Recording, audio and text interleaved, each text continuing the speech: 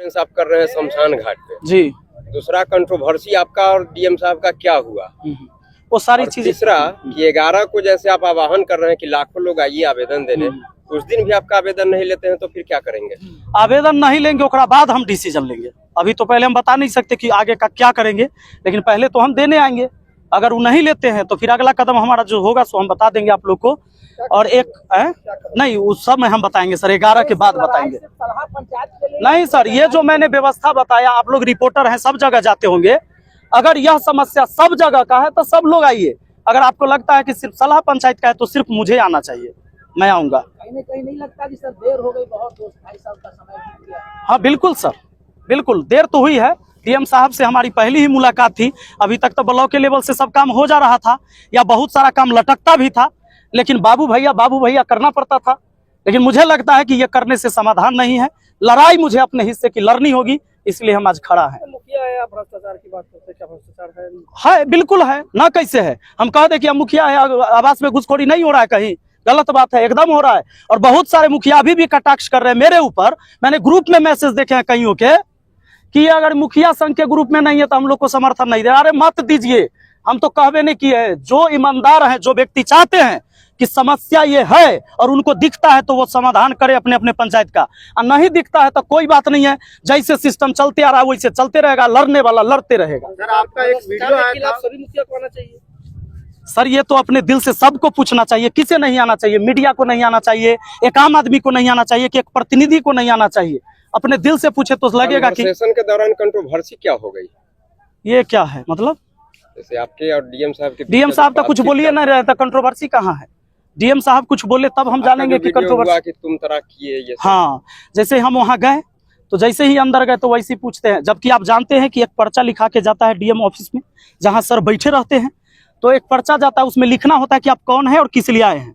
नाम लिखाता है, हमने लिख के दिया। जब अंदर गए तो वैसे ही कहते हैं कि तुम कौन है?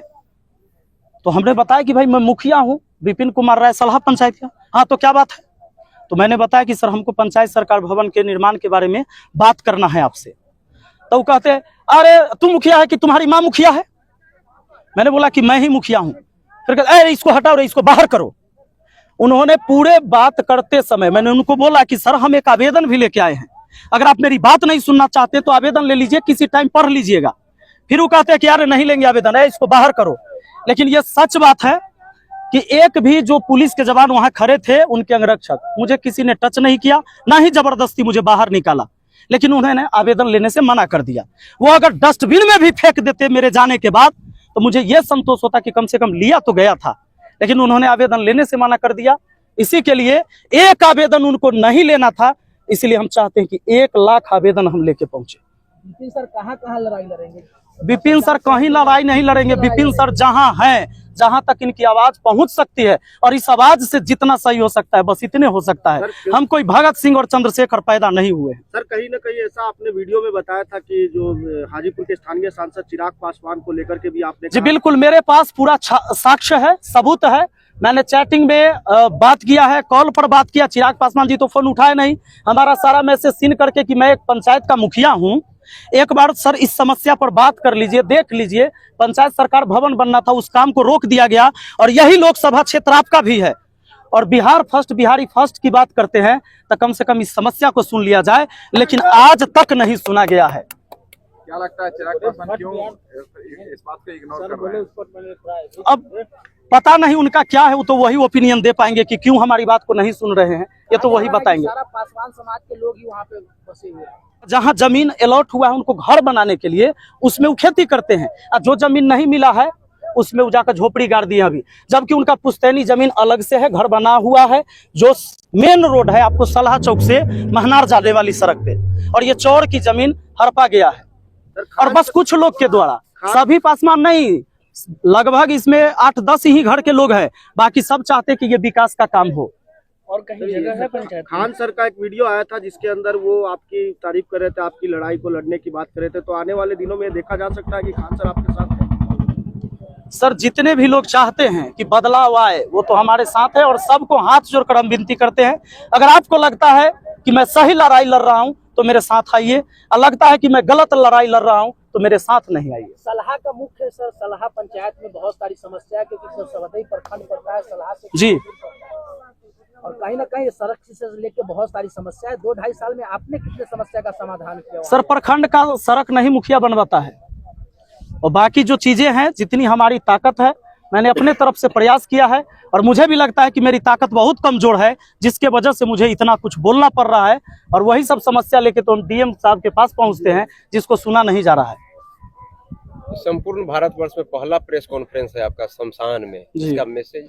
इसका मैसेज यही है कि चाहे आप कितनों बड़का बन जाइए, किसी पद पर चल जाइए, अंत आपका यही है और इसके बाद कुछ नहीं है, परम सत्य है। इसलिए हम उन सबको ये संदेश देना चाह रहे हैं कि अगर आपको लगता है कि हम इस कुर्सी पर बैठल है तो हम किसी को कुचल कर निकल जाएंगे, एक दिन आपको यही आना है।